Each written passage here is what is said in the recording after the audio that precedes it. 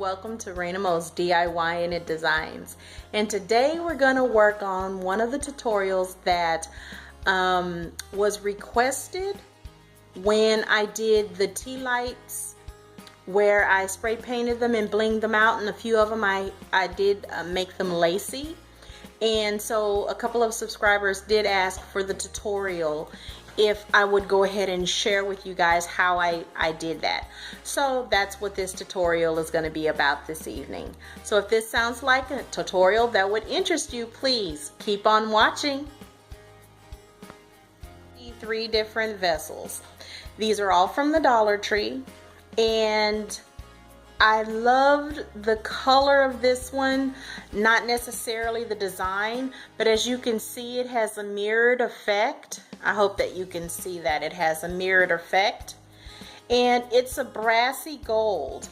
This one is even more brassy, and I didn't particularly care for the design that's in it for my wedding, but I know that I could make it work. And then this one, I did love the color, but again, I didn't particularly care for the design.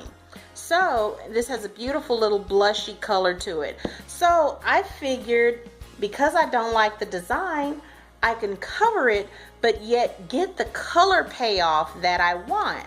So I decided that these were the perfect vessels for me to do this particular tutorial on. So what I'm going to do is use this stretch lace that I got off of Amazon. And as you can see, it has a beautiful rose pattern throughout, but on the ends you can definitely see the rose pattern. So a person could cut straight down the center and use it as 2 panels, which is what I'm going to do. What I'm going to do is use this as 2 panels.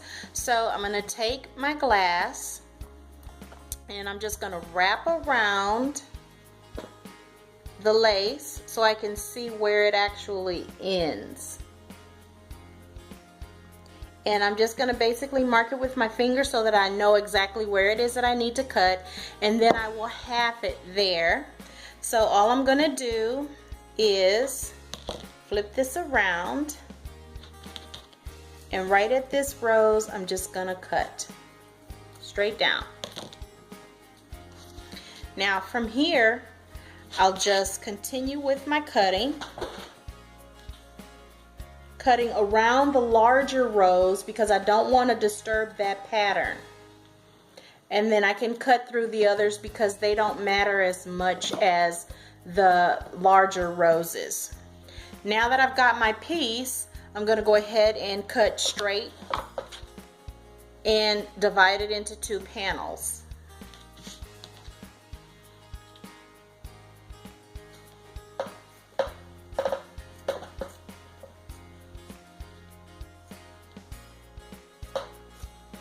Okay, so now I have my 2 panels, which I'll be using to cover these 2 votives. So I'm going to place the panels, and you want to make sure that you do not place the right side of the lace against your glass vessel.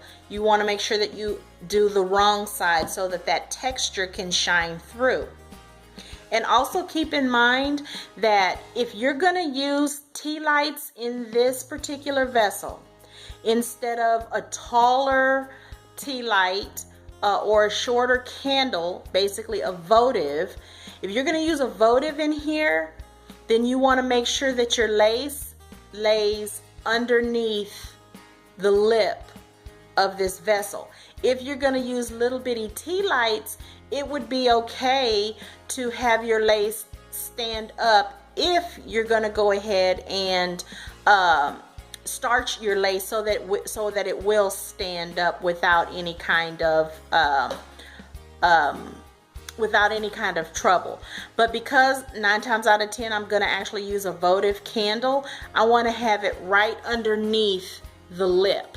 And then the little bit of lace fabric that's here, I'll be using my hot glue gun or since I'm going to be affixing it with Mod Podge, if the Mod Podge will stick enough, which typically it doesn't, but sometimes smaller pieces of fabric or thinner pieces of fabric, it'll work. But I anticipate using my hot glue gun to go ahead and affix the bottom, the lace to the bottom. So basically I'm just going to wrap my votive, making sure that I keep it under the lip of this particular vessel, and making sure that I like the way that looks, and I actually really do like the way that looks. So now I'm going to go ahead and start with my Mod Podge. I'm just emptying it into a container.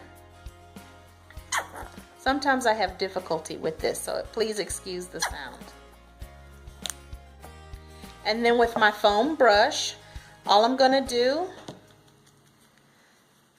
is start with my lace and affix Mod Podge to the lace in the vessel.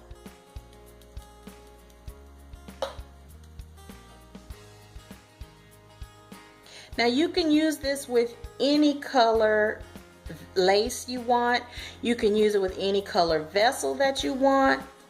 It's up to you with your design and your creativity of what and how you want to do this project.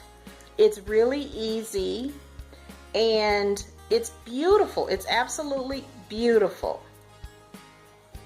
And the wonderful thing about Mod Podge is you can work with it and you can still move the lace around or whatever it is. Even if you wanted to use fabric, you could. But I would suggest, if you're going to use a fabric like a tulle or, you know, a silk or a satin, you might want to rethink a silk. But if you want to use another type of fabric, you wouldn't want to use this particular type of Mod Podge. You'd go to like Joann's or Michael's or Hobby Lobby, somewhere like that, and look at the different types of Mod Podge that they have there, because there's lots of different types of Mod Podge so that you can do different types of materials. They have this one that you find at the Dollar Tree as well as the matte, and then they have others that are made for fabrics. I know I picked this one up, which is made for fabrics, but when I did my votives, I liked the look of the one that I got at the simple Dollar Tree. But then I am using a polyester lace that's stretchy, so it's not a fine quality lace, if you will, like the vintage lace that I picked up that I'll be doing the veil tutorial on. So these are all things that you need to keep in mind. But basically, you see the idea. What I'm going to do is go off camera and I'm going to finish this. And then when I come back, I'll show you how it looks completely covered. Now I have the vessel completely covered with the lace and the Mod Podge. And I'm just going to turn it over. And I've just plugged in my hot glue gun. So I'm just giving it a little bit of a minute to start to warm up.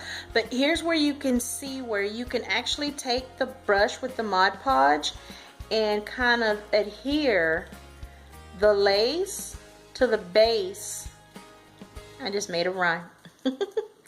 You can adhere it to the base of the vessel. And it holds pretty well, but you know, I want to make absolute sure, because sometimes as you double over this lace on one another, it gets to be too thick for the Mod Podge to handle. And so that's where the hot glue is going to come into play. So I'm just utilizing what I have, which is the Mod Podge. And then I'm going to go back over it with hot glue. And then you just set this to dry. And then after that, you can choose to go ahead and decorate it if you like or not. You know, I'll be embellishing these. Maybe not tonight, but I will be embellishing it. And just for the big pieces, I'll place a little bit of hot glue on it.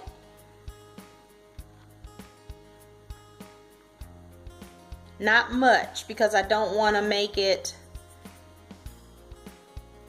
look gloppy, but the hot glue serves a couple of purposes. Number one, obviously to hold the lace down, and number two, it'll end up being like little bun feet to keep the glass from slipping at the venue.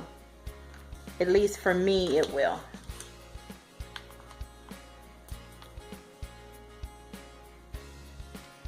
And I'm just gonna do 3 little feet.